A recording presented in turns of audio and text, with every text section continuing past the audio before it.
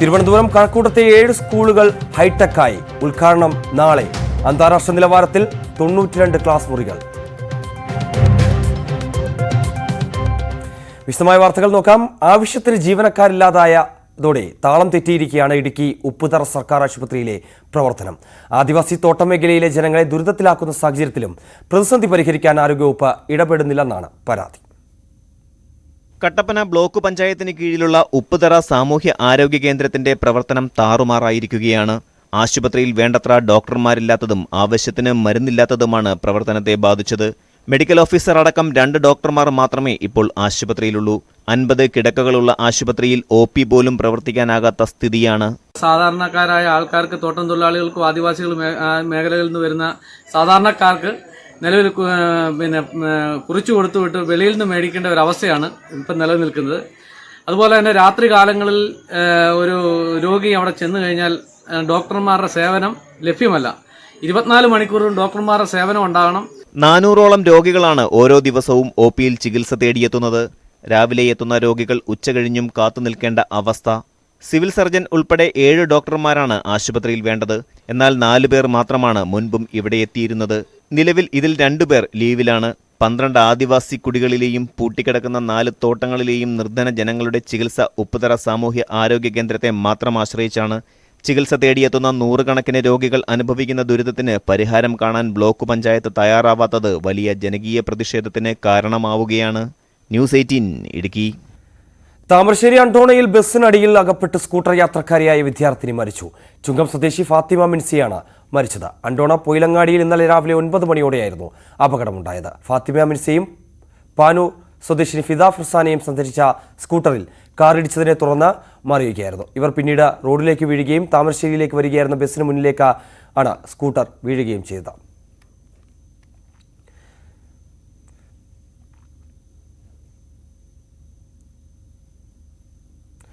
പത്തനംതിട്ട പന്തളത്ത് വാഹനാപകടം. ട്രാഫിക്കിൽ കിടന്ന കാറിലേക്ക് KSRTC ബസ് ഇടിച്ചാണ് അപകടമുണ്ടായത്. കാർ മറ്റ് 2 കാറുകളിലേക്കും ചെന്നിടിച്ചു.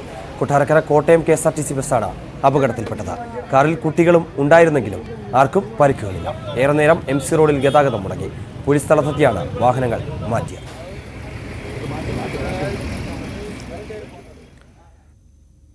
പമ്പയിൽ KSRTC ബസ്സിന് വീണ്ടും തീപിടിച്ചു. പുലർച്ചെ 6 മണിയോടെയാണ് അപകടമുണ്ടായത്. ഹിൽവ്യൂവിൽ നിന്നും ആളുകളെ കയറ്റാൻ സ്റ്റാൻഡിലേക്ക് കൊണ്ടുവരുന്നതിനിടയിലാണ് തീപിടുത്തമുണ്ടായത്. ആർക്കും പരിക്കില്ല.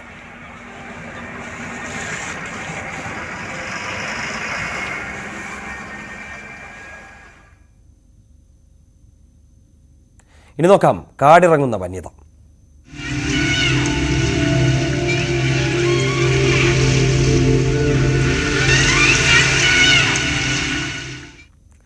പാലക്കാട് മലമ്പുഴ ഉദ്യാനത്തിൽ കാട്ടാനക്കൂട്ടം ഇറങ്ങി. ഇന്നലെ സന്ധ്യയ്ക്കാണ് സംഭവം. 30 കാട്ടാനകളാണ് ഉദ്യാനത്തിൽ എത്തിയത്. ഉദ്യാനത്തിലൂടെ ആനക്കൂട്ടം നടന്നുപോയതല്ലാതെ നാശനഷ്ടങ്ങളൊന്നും ഉണ്ടാക്കിയില്ലെന്ന് മലമ്പുഴം രാവിലെ ജീവനക്കാർ പറഞ്ഞു. പ്രദേശത്ത് കാട്ടാന ശല്യം രൂക്ഷമാണ്.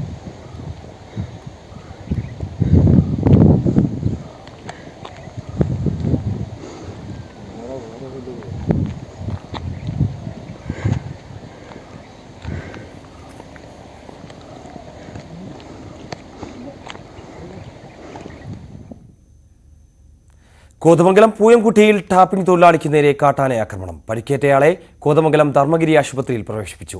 പൂയംകുട്ടി സ്വദേശി കൂനത്താൽ ബെന്നി വർഗീസിന് നേരെയാണ് കാട്ടാന ആക്രമണം ഉണ്ടായത്.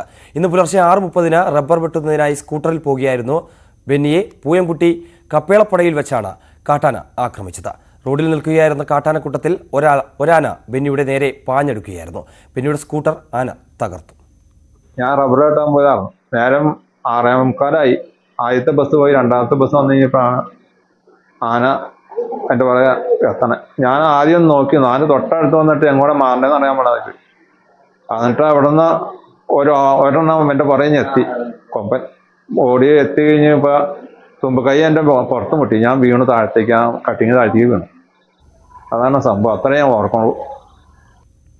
തിരുവനന്തപുരം കാട്ടാക്കടയിൽ പുലിപ്പേടിയിൽ പൂവച്ചൽ നിവാസികൾ കഴിഞ്ഞ ദിവസം നാട്ടുകാരനാണ് പുലിയെ കണ്ടതായി വനംവകുപ്പിനെ അറിയിച്ചത്. കോട്ടൂർ വനമേഖലയ്ക്കടുത്തായുള്ള പ്രദേശത്താണ് പുലിയെ കണ്ടതായി പറയുന്നത്. കഴിഞ്ഞ ദിവസം ജോലിക്ക് പോയ തൊഴിലാളിയാണ് പുലിയെന്ന് തോന്നിക്കുന്ന ജീവിയെ കണ്ടത്. ഇതിന് സമീപത്തായി തൊഴിലുറപ്പ് തൊഴിലാളികൾ ജോലി ചെയ്തിരുന്നു. പ്രദേശത്ത് കാട്ടുപന്നി അടക്കമുള്ളവയുടെ ശല്യമുള്ള പ്രദേശമാണ്. വിവരമറിയിച്ചതിന്റെ അടിസ്ഥാനത്തിൽ വനം വകുപ്പ് സ്ഥലത്തെത്തി പരിശോധിച്ചു. പുലിയുടെ സാന്നിധ്യം സ്ഥിരീകരിച്ചാൽ മാത്രമേ ക്യാമറയോ കൂടോ അടക്കമുള്ളവ സ്ഥാപിക്കൂവെന്ന് വനം വകുപ്പ് അറിയിച്ചു. അതേസമയം കാട്ടാക്കട പോലീസ് ജാഗ്രത പാലിക്കാൻ നിർദ്ദേശം നൽകിയിട്ടുണ്ട്. വന്യജീവികളുടെ സാന്നിധ്യം അറിയിച്ചാലും വനം വകുപ്പ് കൃത്യമായി എത്തുന്നില്ലെന്ന് നാട്ടുകാർ ആരോപിക്കുന്നു. ന്യൂസ് 18 കാട്ടാക്കട.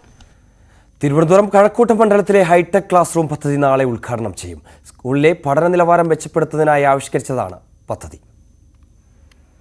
കഴക്കൂട്ടം മണ്ഡലത്തിലെ 7 സ്കൂളുകളിലാണ് ഹൈടെക് ക്ലാസ് റൂമുകൾ സജ്ജമാക്കിയിരിക്കുന്നത്. 9,88 ലക്ഷം രൂപയാണ് ചെലവ്. 92 ക്ലാസ് റൂമുകൾ അന്താരാഷ്ട്ര നിലവാരത്തിൽ സജ്ജീകരിച്ചു. 75 inch professional LED monitor, OPS computer, UPS, air condition ചെയ്ത ക്ലാസ് മുറികൾ, മൈക്ക് വിത്ത് ഹെഡ്സെറ്റ്, എക്സിക്യൂട്ടീവ് കസേര, back tray, teachers table, chair എന്നിവ ഉൾപ്പെടുന്നതാണ് ഓരോ ക്ലാസ് റൂമും. അത്യാധുനിക കോർപ്പറേറ്റ് ഓഫീസ് മാതൃകയിലാണ് AC ക്ലാസ് മുറികൾ സജ്ജമാക്കിയിരിക്കുന്നത്.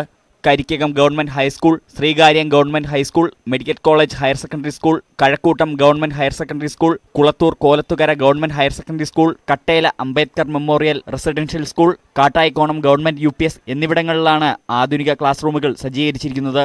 സംസ്ഥാനത്ത് ആദ്യമായാണ് സർക്കാർ സ്കൂളുകളിൽ ഇത്തരം സംവിധാനം ഒരുക്കുന്നതെന്ന് കടകംപള്ളി സുരേന്ദ്രൻ MLA പറഞ്ഞു. കഴക്കൂട്ടത്ത് ഇപ്പോൾ 7 സ്കൂളുകളിലാണ് ഇത് നടപ്പിലാക്കുന്നതെങ്കിൽ പടിപടിയായി എല്ലാ സ്കൂളുകളിലും അത് നടപ്പിലാക്കാൻ വേണ്ടിയിട്ടുള്ള പരിശ്രമം നടത്തും.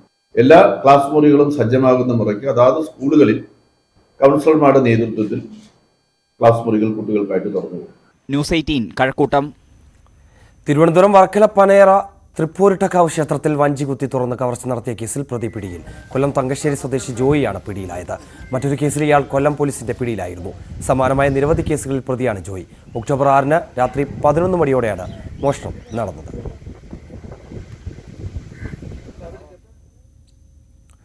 കോഴിക്കോട് നാദാപുരം വളയം താനിമുക്കിൽ തേങ്ങക്കൂടയ്ക്ക് തീപിടിച്ചു. വൻ നാശനഷ്ടമുണ്ടായി. മാലാങ്കണ്ടയിൽ ശശിധരന്റെ വീടിനോട് ചേർന്ന തേങ്ങാക്കൂടയ്ക്കാണ് തീപിടിച്ചത്.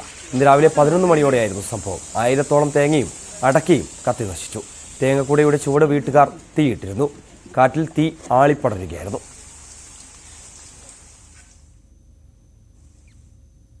ഇനി നോക്കാം കാർഷിക കേരളം.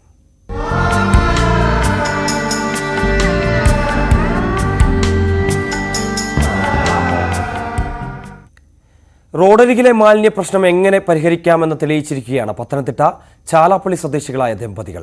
മാലിന്യങ്ങൾ സ്ഥിരമായി നിക്ഷേപിക്കുന്ന വീടിന് മുന്നിലെ റോഡിൽ പൂന്തോട്ടം നിർമ്മിച്ചാണ് ശാന്തകുമാരി അമ്മയും വാസുദേവൻ നായരും വ്യത്യസ്തരായിരിക്കുന്നത്.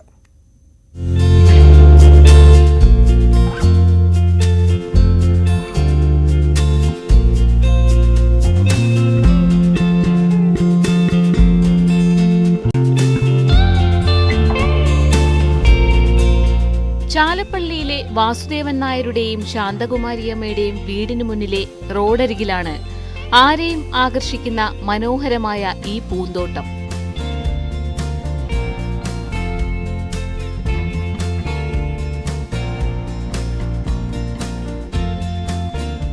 വർഷങ്ങളായി മാലിന്യ നിക്ഷേപ കേന്ദ്രമായി മാറിയ പ്രദേശമാണ് ഇന്ന് ചെടികളും പൂക്കളും കൊണ്ട് നിറഞ്ഞിരിക്കുന്നത്.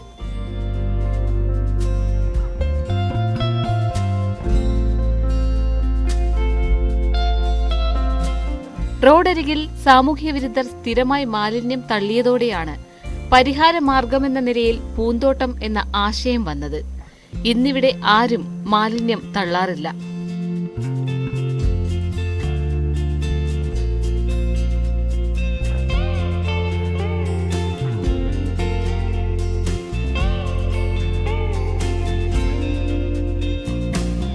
ചെടികളുടെ പരിപാലനവും സംരക്ഷണവും എല്ലാം രണ്ടുപേരും ചേർന്നാണ്. റോഡരികിൽ നിറഞ്ഞു നിൽക്കുന്ന ചെടികൾ കാഴ്ചക്കാരുടെയും മനസ്സ് നിറയ്ക്കും.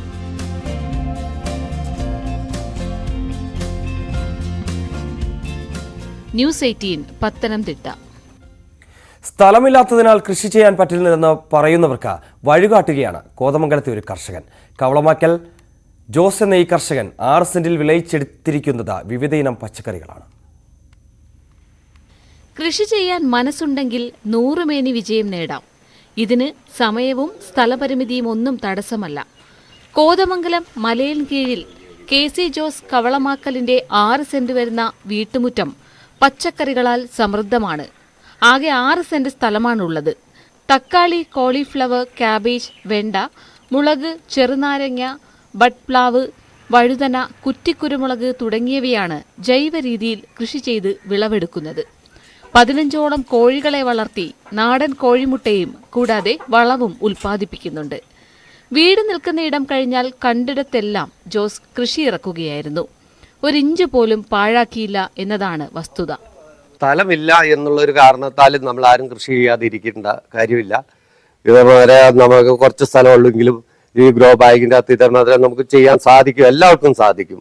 അതേപോലെ വിഷമില്ലാത്ത ആഹാരം നമുക്ക് എല്ലാവർക്കും, നമ്മുടെ മക്കൾക്കും എല്ലാവർക്കും കൊടുക്കുവാനും ഇതിൽ കൂടി നമുക്ക് സാധിക്കും. വീടിരിക്കുന്ന ഭാഗം കഴിഞ്ഞുള്ള മുറ്റത്താണ് ഗ്രോ ബാഗുകളിലും ചാക്കുകളിലുമായി കൃഷി. വീട്ടാവശ്യം കഴിഞ്ഞ് പച്ചക്കറികൾ വിൽക്കുകയും ചെയ്യുന്നുവെന്നതാണ് എല്ലാവരെയും അത്ഭുതപ്പെടുത്തുന്നത്. പലതവണ കൃഷിവകുപ്പിന്റെ അവാർഡ് ജോസിനെ തേടിയെത്തി. വിദേശത്തു നിന്നും കൊണ്ടുവന്ന മുന്തിരി, തക്കാളി എന്നിവ വിളഞ്ഞു നിൽക്കുന്നത് കാണാൻ തന്നെ കൗതുകമാണ്. വിളവെടുപ്പ് Kothamangalam block panchayat president PAM Basheer നിർവഹിച്ചു.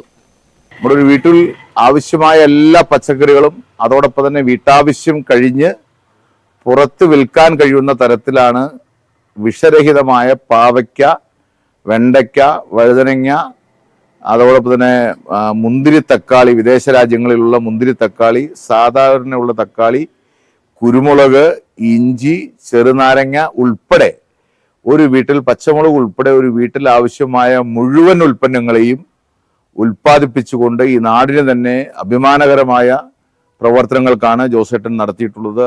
സ്ഥലമില്ല എന്ന കാരണത്താൽ കൃഷി ഒഴിവാക്കരുതെന്നും എല്ലാവർക്കും ഇതേ രീതിയിൽ വിഷരഹിത പച്ചക്കറി ഉൽപ്പാദിപ്പിക്കാൻ തയ്യാറാകണമെന്നും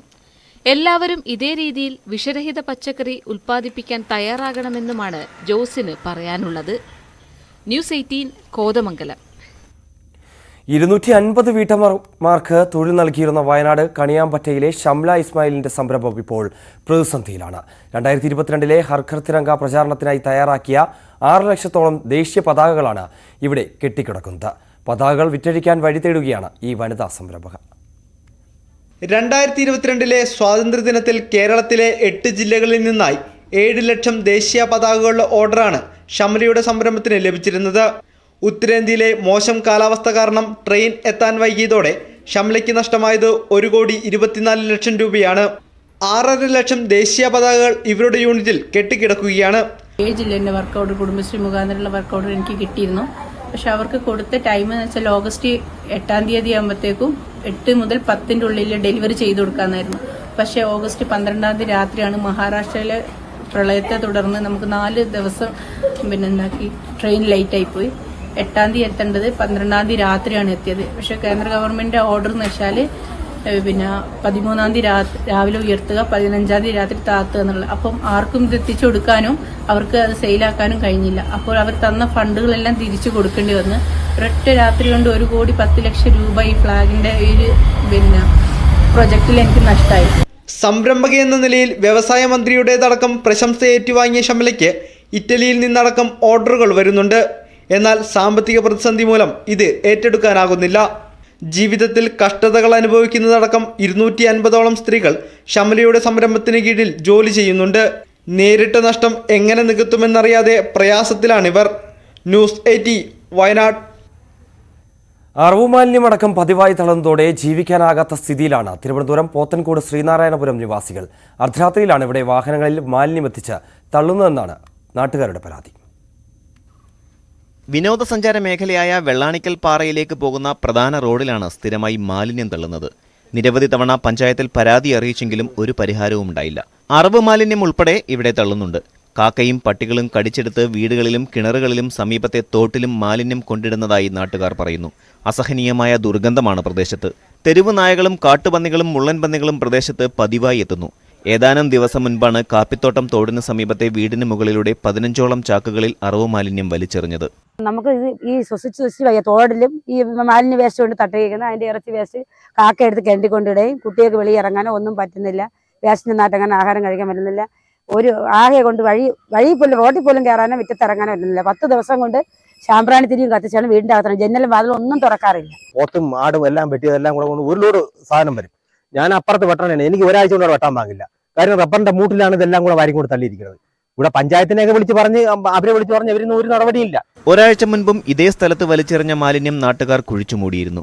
മാലിന്യം എറിയുന്നവരെ ഉറക്കമൊഴിച്ചിരുന്ന് കണ്ടുപിടിക്കണമെന്നാണ് പഞ്ചായത്തിന്റെ നിർദ്ദേശമെന്നും നാട്ടുകാർ പറയുന്നു. കാട്ടുപന്നി ശല്യമുള്ളതിനാൽ രാത്രി നാട്ടുകാർക്ക് പുറത്തിറങ്ങാനാകാത്ത സ്ഥിതിയാണ്. പ്രദേശത്ത് തെരുവ് വിളക്കോ വൈദ്യുതിയോ ഇല്ലാത്തതാണ് സാമൂഹ്യ വിരുദ്ധർക്ക് സഹായകരമാകുന്നത്. പ്രശ്നത്തിന് അടിയന്തര പരിഹാരം വേണമെന്നാണ് നാട്ടുകാർ ആവശ്യപ്പെടുന്നത്. ന്യൂസ് 18 പോത്തൻകോട്. കാസർഗോഡ് ജില്ലയിലെ ആദ്യ വനിതാ മൊബൈൽ ടെക്നീഷ്യയായ നീലേശ്വരത്തെ സിന്ധുവിനിത സ്വപ്ന സാക്ഷാത്കാരം. 16 വർഷത്തെ പ്രയത്നത്തിനൊടുവിലാണ് സിന്ധു സ്വന്തമായ ഒരു സ്ഥാപനം തുറക്കുന്നത്. 16 വർഷത്തെ സ്വപ്നം, സ്വന്തമായി ഒരു സംരംഭം. സ്ത്രീകൾ അധികം കടന്നുവരാത്ത മൊബൈൽ ടെക്നീഷ്യൻ മേഖലയിലാണ് സിന്ധു തന്റെ കയ്യൊപ്പ് പതിപ്പിക്കുന്നത്. പ്രണവം എന്ന പേരിൽ നീലേശ്വരത്തെ മൊബൈൽ സർവീസ് ഷോപ്പ് തുറന്നപ്പോൾ ജില്ലയിലെ ആദ്യ വനിതാ മൊബൈൽ ടെക്നീഷ്യന്മായി സിന്ധു മാറി. വിവാഹത്തിന് ശേഷം ഭർത്താവിന്റെ മൊബൈൽ കടയിൽ സഹായിയായി കൂടെ കൂടിയതായിരുന്നു. കണ്ടും കേട്ടും ചോദിച്ചറിഞ്ഞും കുറെയൊക്കെ പഠിച്ചു. അങ്ങനെ മൊബൈൽ ടെക്നീഷ്യൻ കോഴ്സിനും ചേർന്നു. അധ്യാപകരുടെയും കുടുംബത്തിന്റെയും പിന്തുണയിൽ ലഭിച്ച ആത്മവിശ്വാസത്തിൽ നീലേശ്വരം കന്റോൺമെന്റ് കവലയിൽ കട തുറന്നു. ജില്ലയിലെ ആദ്യ അംഗീകൃത വനിതാ മൊബൈൽ ടെക്നീഷ്യനുമായി. ആദ്യം കുറച്ച് ബുദ്ധിമുട്ടുള്ള കാര്യം തന്നെയാണ് മൊബൈൽ ഫീൽഡ് എന്ന് പറയുന്നത്. കാര്യങ്ങളൊന്നും നമുക്കറിയില്ല. ടെക്നീഷ്യൻ ഫീൽഡ് കുറച്ചും കൂടെ ടഫാണ്. നമ്മൾ മെനക്കെട്ടിരുന്ന് മൈൻഡ് കൊടുത്തിട്ട് ചെയ്യേണ്ട ഒരു വർക്കാണ്. അപ്പം കുറേ 2008 കഴിഞ്ഞ് 2024 ആൾക്കാരെല്ലാം ചോദിക്കാൻ തുടങ്ങി, ടെക്നീഷ്യൻ വർക്ക് അറിയില്ലേ. അധികം ചോദിക്കുന്നത് വനിതകൾ തന്നെയാണ്. നമ്മൾ വിശ്വസിച്ച് ഏൽപ്പിക്കാൻ പറ്റിയ ഒരു വനിത ആയതുകൊണ്ട് നിങ്ങൾക്ക് പഠിച്ചുകൂടെ എന്ന് ചോദിക്കും. സ്ത്രീകൾ കോഴ്സ് പഠിക്കാൻ എത്തുന്നുണ്ടെങ്കിലും പലരും ജോലിയിൽ പ്രവേശിക്കുന്നില്ല. മികച്ച തൊഴിലവസരങ്ങളും ഉപജീവന മാർഗവും നേടിത്തരുന്ന ഇത്തരം സംരംഭങ്ങളെ പ്രോത്സാഹിപ്പിക്കണം. ചെറുതോ വലുതോ ആയിക്കോട്ടെ, സിന്ധുവിനെ പോലെ സ്വപ്നങ്ങളെ എത്തിപ്പിടിക്കുന്നവർ മാതൃകയാണ്. ന്യൂസ് 18 കാസർഗോഡ്.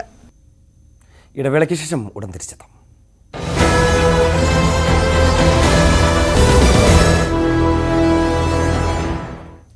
മറ്റു വാർത്തകൾ നോക്കാം. പാലക്കാട് മുതുതല ഗ്രാമപഞ്ചായത്തിന്റെ നേതൃത്വത്തിൽ ഭിന്നശേഷിക്കാരായവർക്ക് സഹായ ഉപകരണങ്ങൾ വിതരണം ചെയ്തു. 11 ലക്ഷം രൂപ ചിലവ് വരുന്ന ഉപകരണങ്ങളാണ് നൽകിയത്. ഭിന്നശേഷിക്കാർക്ക് അവരുടെ കാര്യങ്ങൾ ഒരു പരിധിവരെ ചെയ്യാനും മികച്ച ചികിത്സ ലഭ്യമാക്കുന്നതിനും സഹായകമായ ഉപകരണങ്ങളാണ് വിതരണം ചെയ്തത്. മുതുതല ഗ്രാമപഞ്ചായത്തിന്റെ 11.5 ലക്ഷം രൂപ ചിലവഴിച്ചാണ് പദ്ധതി നടപ്പാക്കിയത്. ആശുപത്രിയിൽ നടന്ന പരിശോധന വഴിയാണ് ഗുണഭോക്താക്കൾക്ക് ആവശ്യമായ ഉപകരണങ്ങളുടെ നിർണയം നടത്തിയത്. ക്യാമ്പ് നടത്തി ഏതൊക്കെ ഉപകരണങ്ങളാണോ അവിടെ നിന്ന് നിശ്ചയിച്ചു തന്നത്, ആ മുഴുവൻ ഉപകരണങ്ങളും ഇവിടെ വിതരണം ചെയ്യുന്നു എന്നറിഞ്ഞതിലാണ് സന്തോഷം. അതിന് പ്രത്യേകം നമ്മുടെ ഗ്രാമപഞ്ചായത്തിന് അതിനുവേണ്ട ഫണ്ട് വകയിരുത്തിയതിലും അതിനുവേണ്ട സംവിധാനങ്ങൾ ചെയ്ത ICDSനും ഈ ഘട്ടത്തിൽ പ്രത്യേകം അഭിനന്ദനം അറിയിക്കുകയാണ്. മെഡിക്കൽ ക്യാമ്പ് നടത്തി കണ്ടെത്തിയ 50ഓളം പേർക്കാണ് ഉപകരണങ്ങൾ നൽകിയത്. ക്യാമ്പിൽ ഡോക്ടർമാർ നിർദ്ദേശിച്ച എല്ലാ സഹായ ഉപകരണങ്ങളും മുഴുവൻ പേർക്കും നൽകാനായി. വീൽചെയർ, എയർ ബെഡുകൾ, autism kit, braille laptop, walking stick, hearing aid, therapy ball എന്നിവയാണ് വിതരണം ചെയ്തത്. ന്യൂസ് 18 പട്ടാമ്പി. പാലക്കാട് മുതുതല പഞ്ചായത്തിലെ മാടായിക്കുളം നവീകരിക്കാൻ ഒടുവിൽ നടപടി. 90 ലക്ഷം രൂപ ചിലവഴിച്ചാണ് നവീകരണം. കുളം നവീകരണം വഴി പ്രദേശത്തെ കൃഷിയിടങ്ങളിലേക്ക് ജലസേചന സൗകര്യവും ഉറപ്പുവരുത്താനാണ് ലക്ഷ്യം. മുതുതല പഞ്ചായത്തിലെ കൊടുമുണ്ട മാടായിൽ നരസിംഹമൂർത്തി ക്ഷേത്രക്കുളമാണ് നവീകരിക്കുന്നത്. ജലസേചന വകുപ്പിന്റെ ഹരിത കേരളം പദ്ധതിയിൽ ഉൾപ്പെടുത്തി 90 ലക്ഷം രൂപ ചെലവഴിച്ചാണ് നവീകരണം. ഏകദേശം 50 സെന്റ് സ്ഥലത്താണ് കുളം സ്ഥിതി ചെയ്യുന്നത്. കുളത്തിന്റെ നവീകരണ പ്രവൃത്തികളുടെ ഭാഗമായി 2 കുളക്കടവ്, നടപ്പാത നിർമ്മാണം, വീതി കൂട്ടൽ, ആഴം കൂട്ടൽ, ചുറ്റുമതിൽ നിർമ്മാണം എന്നിവ നടപ്പിലാക്കും. ഭൂമി റീചാർജ് ചെയ്യാൻ കുളങ്ങൾ വളരെ പ്രധാനപ്പെട്ടതാണ്. ഇന്ന് കുളങ്ങളും പാടങ്ങളും ഇല്ലാതെയാവുന്നത് കൊണ്ടാണ് നമ്മുടെ ഭൂമിയിൽ വെള്ളം നിൽക്കാതിരിക്കുകയും കിണറുകളിലൊന്നും വെള്ളം കിട്ടാതിരിക്കുകയും ഒക്കെ ചെയ്യുന്ന ഒരു വരൾച്ചയുടെ ഒരു സാഹചര്യത്തിലേക്ക് നമ്മൾ പോകുന്നത്. അപ്പോൾ കുളങ്ങൾ നവീകരിക്കുക എന്ന് പറഞ്ഞത് വളരെ പ്രധാനപ്പെട്ടതാണ്. ഒന്ന്, ആ കുളങ്ങളെ സംരക്ഷിച്ചു നിർത്തുക. 2, നിലവിൽ ഭൂമിയെ റീചാർജ് ചെയ്യാൻ പറ്റുന്ന പരമാവധി കുളങ്ങൾ ഉണ്ടാവുക എന്നുള്ളത് തന്നെയാണ്. അപ്പം അതിനു വേണ്ട സൗകര്യങ്ങൾ ഒരുക്കുക എന്നതാണ്. പഞ്ചായത്തിലെ 10 കുളങ്ങളാണ് വിവിധ ഘട്ടങ്ങളിലായി നവീകരിക്കാൻ ലക്ഷ്യമിടുന്നത്. ഇതിൽ 2 നവീകരണം പൂർത്തിയായി. ദീർഘകാലമായുള്ള പ്രദേശവാസികളുടെ ആവശ്യമാണ് ഇതോടെ യാഥാർത്ഥ്യമാകുന്നത്. പ്രദേശത്തെ 15 ഹെക്ടറിൽ കൂടുതൽ കൃഷിയിടങ്ങളിലേക്ക് ജലസേചന സൗകര്യം ഉറപ്പുവരുത്തുന്നതിനും ജലദൗർലഭ്യം പരിഹരിക്കുന്നതിനും പദ്ധതി ഗുണം ചെയ്യും. കൂടാതെ പ്രദേശത്തെ ജലവിധാനം ഉയർത്തുന്നതിനും വരൾച്ചയെ ഒരു പരിധിവരെ പ്രതിരോധിക്കുന്നതിനും കുളം നവീകരണം സഹായകരമാകും. ന്യൂസ് 18 പട്ടാമ്പി. ഇടുക്കി നെടുങ്കണ്ടത്ത് കോൺഗ്രസ് നേതാവ് അറസ്റ്റിൽ. DCC അംഗം ബെന്നി കുന്നലിനെയാണ് പുലർച്ചെ 5 മണിയോടെ വീട്ടിൽ നിന്നും അറസ്റ്റ് ചെയ്തത്. ഇന്നലെ യൂത്ത് കോൺഗ്രസ് നേതൃത്വത്തിൽ നെടുങ്കണ്ടം പോലീസ് സ്റ്റേഷനിലേക്ക് നടത്തിയ മാർച്ചിൽ സംഘർഷമുണ്ടായിരുന്നു. സ്റ്റേഷൻ പരിസരത്ത് മുഖ്യമന്ത്രിയുടെ കോലം കത്തിക്കാൻ ശ്രമിച്ചതിനെ തുടർന്ന് പോലീസ് ലാത്തി വീശിയിരുന്നു. സംഘർഷത്തിൽ യൂത്ത് കോൺഗ്രസ് പ്രവർത്തകർക്ക് പരിക്കേൽക്കുകയും ചെയ്തിരുന്നു. എറണാകുളം സ്വദേശി നിമിഷ തമ്പി കൊല്ലപ്പെട്ട കേസിൽ പ്രതിക്ക് ഇരട്ട ജീവപര്യന്തം. മുർഷിദാബാദ് സ്വദേശി ബിജു മൊല്ലയെയാണ് ശിക്ഷിച്ചത്. പറവൂർ അഡീഷണൽ സെഷൻസ് കോടതിയുടേതാണ് വിധി. ഇരട്ട ജീവപര്യന്തത്തിന് പുറമെ പ്രതിക്ക് 3 ലക്ഷം രൂപ പിഴയും കോടതി വിധിച്ചിട്ടുണ്ട്. വല്യമ്മയുടെ മാല പൊട്ടിക്കുന്നത് തടയാൻ ശ്രമിക്കുന്നതിനിടെ 2018 ജൂലൈ 30-നാണ് ബിരുദ വിദ്യാർത്ഥിനിയായിരുന്ന നിമിഷ കൊല്ലപ്പെടുന്നത്. നിമിഷയെ പ്രതി കുത്തുന്നത് കണ്ട് തടയാൻ ഓടിയെത്തിയ ബന്ധുവിനും കുത്തേറ്റിരുന്നു. എറണാകുളം തടയിട്ട പോലീസ് രജിസ്റ്റർ ചെയ്ത കേസിൽ ക്രൈംബ്രാഞ്ചാണ് അന്വേഷണം നടത്തി കുറ്റപത്രം സമർപ്പിച്ചത്.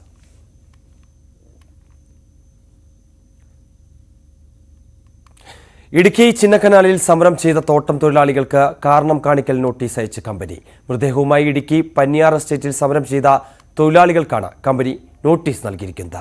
മൃതദേഹം ഓഫീസിനുള്ളിൽ കയറ്റിവെച്ച 7 തൊഴിലാളികൾക്കാണ് നോട്ടീസ് അയച്ചിരിക്കുന്നത്. ഓഫീസ് പ്രവർത്തനം തടസ്സപ്പെടുത്തി, നാശനഷ്ടങ്ങൾ വരുത്തി, മറ്റു തൊഴിലാളികളെ സമരം ചെയ്യുവാൻ പ്രേരിപ്പിച്ചു, സാമ്പത്തിക നഷ്ടം വരുത്തി തുടങ്ങിയ കാരണങ്ങൾ കാണിച്ചുകൊണ്ടാണ് നോട്ടീസ് നൽകിയിരിക്കുന്നത്. 3 ദിവസത്തിനുള്ളിൽ വിശദീകരണം നൽകണമെന്നാണ് നോട്ടീസിൽ വ്യക്തമാക്കിയിരിക്കുന്നത്. അറ്റകുറ്റപ്പണികളുടെ ഭാഗമായി പാലക്കാട് പുലാമന്തോൾ പാലത്തിലൂടെയുള്ള ഗതാഗതം നിരോധിച്ചു.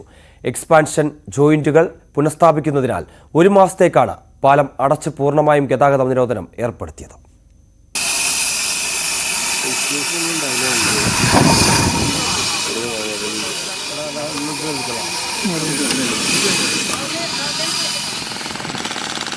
മലപ്പുറം പാലക്കാട് ജില്ലകളെ ബന്ധിപ്പിക്കുന്ന പുലാമന്തോൾ പാലത്തിലൂടെയുള്ള ഗതാഗതം പൂർണ്ണമായും നിരോധിച്ചു. അറ്റകുറ്റപ്പണികളുടെ 2ാം ഘട്ടത്തിൽ എക്സ്പാൻഷൻ ജോയിന്റുകളുടെ പണി പൂർത്തീകരിക്കുന്നതിനുള്ള പ്രവൃത്തികളാണ് ചെയ്യേണ്ടത്. 1 മാസത്തേക്ക് പാലം പൂർണ്ണമായും അടച്ചിടും. എക്സ്പാൻഷൻ ജോയിന്റുകൾ വരുന്ന 9 സ്ഥലങ്ങളും കട്ട് ചെയ്ത് അവിടെ പുതിയവ ഫിക്സ് ചെയ്ത് ഇരുവശങ്ങളും കോൺക്രീറ്റ് ചെയ്ത് ക്യൂറിംഗ് നടത്തേണ്ടതുണ്ട്. നിലവിൽ ജോയിന്റുകളിൽ അറ്റകുറ്റപ്പണികൾ ആരംഭിച്ചു. ഈ പ്രവൃത്തികൾക്ക് 1 മാസത്തോളം സമയം ആവശ്യമുള്ളതുകൊണ്ടാണ് പൂർണ്ണമായും പാലം അടച്ചിടേണ്ടി വരുന്നതെന്ന് PWD അധികൃതർ അറിയിച്ചു.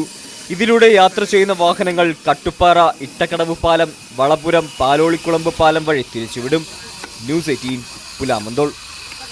ഇന്നത്തെ സ്വർണം വെള്ളി നിരക്കുകൾ നോക്കാം. സ്വർണം 22 കവിത ഗോൾഡ് ആൻഡ് ഡയമണ്ട്സ് ഇന്നത്തെ സ്വർണം വെള്ളി നിരക്കുകൾ നിങ്ങൾക്കായി സമർപ്പിച്ചു.